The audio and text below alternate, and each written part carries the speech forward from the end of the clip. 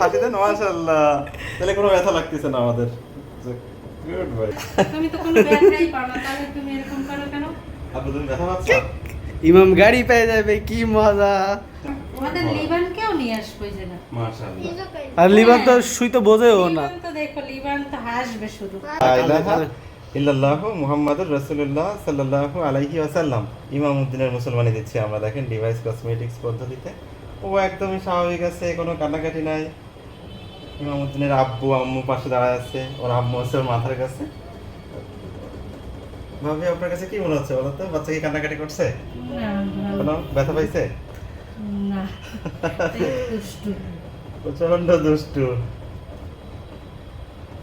দুষ্টু পাগলা। তাহলে যাওয়ার সময় গাড়ি নিয়ে যাবো। মুসলমানি হয়ে গেছে আমাদের। আচ্ছা বাবা ভিডিও করছে, কত সুন্দর একটা পরিবেশ না?